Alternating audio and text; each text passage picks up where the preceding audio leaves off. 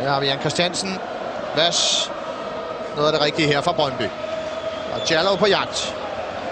Det er meget godt arbejde her, afrikaneren Jan Christiansen. Der kommer Krondeli til! Og tvinger Patricio til en glimrende aflevering, eller en glimrende redning, men godt Brøndby-spil, kvikt modangreb. Og der bliver buet her.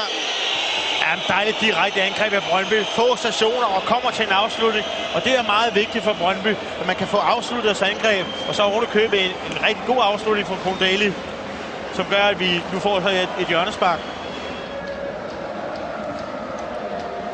Michael Nielsen, ballonbold her, og det kan godt blive farligt. Nej, det er synd. Stikker, det er godt spillet her til Valdo. Rigtig godt den der, og så skal der altså væk. Det kommer den også. Krondeli. Heldigvis hurtigst på bolden her. Ja, og her ser vi lige præcis. Prøv at se, der er slet ikke noget pres på boldholderen. Han får lov til at vende med den, når de kommer ned i det her område, hvor det kan gå rigtig ondt på Brøndby. Man skal være meget mere tæt på. Gør sit arbejde fint her. Og der er helt plads over modsat. Der er rigtig meget plads til Jan Christiansen. Kan måske modsat nå at komme ind og afslutte. Der kommer overlap Daniel Vas på siden. Og det er Jan Christiansen! Kongemål! Med venstrebenet bringer Brøndby foran med 1-0. Et mønstre. Kontraangreb. Det kan godt være, at han ikke har været så flittig til at stå til i SAS-ligaen. Men det er jo et vidunderligt spark med venstrebenet. Han kan med begge ben, skal jeg så lige understrege. Ja, det er rigtig, rigtig godt sat ind her. Det er følt med venstrebenet over i modsatte hjørne, og det er super kontraangreb. Vi kan se det her igen. Der bliver skiftet side. Her der tøver han måske lidt. Okay, der er ikke rigtig nogen at spille. Der kommer et overlap og lægger den stille og roligt over modsat. Det er så koldblodigt og fuldstændig uden muligheder for Rui Patricio i Sporting Bure. Det er ikke noget frispark ud af det der. Litson brokker så til dommeren, og der skal Brøndby være bedre til at holde bolden. Ingen dumheder. Det er meget, meget tæt på. En kvik udligning.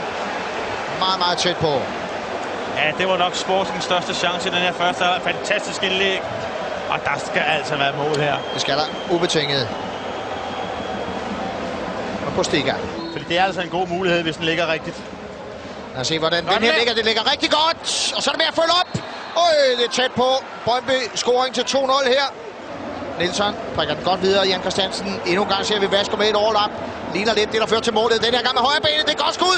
2-0 kommer her. Og Jallow følger op for Brøndby. 6 minutter ind i anden halvleg.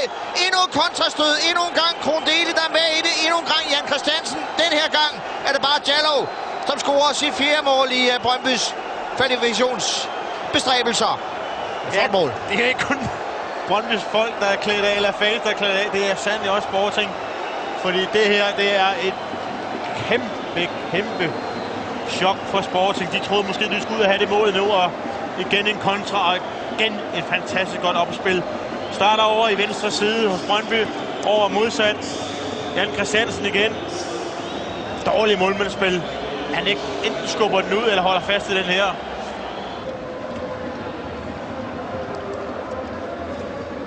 En god luft under en ikke der. Guelio og Stefan Andersen efterfølgende med endnu en sikker redning. Ikke en af dem, som for alvor udfordrer hans kapacitet. Produkt af Sporting Lissabons meget berømmede talentakademi, hvor de virkelig gennem årene har spyttet mange store navne ud. Blandt andet Ronaldo selvfølgelig. Der kommer klasseredning af Stefan Andersen. Bedste forsøg, Litson. Meget tæt på et reduceringsmål her, men det der, det er jo en top reaktionspræstation her.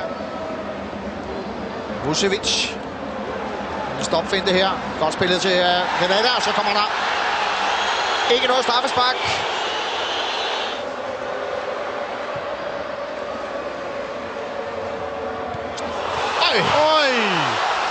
Det er ren akrobatik, og Brøndby er fuldstændig under pres nu. Det er beskydning. Og det er en flot Brøndby-spiller, som med 2-0 i ryggen lige nu ser temmelig træt ud. Det er flot detalje, vi ser. Nu snakker han har boldøje her. Stefan Andersen går galt i byen. Igen. Og igen. Ja, uheldet i den grad med Brøndby. En god underholdning. Og Stolpe her. Spørgsmålet om de kan nå mere, det kan de ikke for. Nede i midtercirklen, der kommer det sidste pift fra dommerne her. Og jeg tror, de her vil prøve at være stille selv. Der er ikke så mange tilskuere, men prøv at mærke, hvor utilfredse de er. Måske selvfølgelig lige med undtagelse af dem, vi ser her. De er voldsomt begejstrede. Brøndby har leveret en kæmpe stor og velfortjent overraskelse, må vi sige. De har spillet med enorm disciplin. De har, fodbold handler jo faktisk om en gang med at kende sin besøgelsestid. Når chancen byder sig, så slår man til, og det har Brøndby virkelig gjort på fremragende kontraangreb i dag.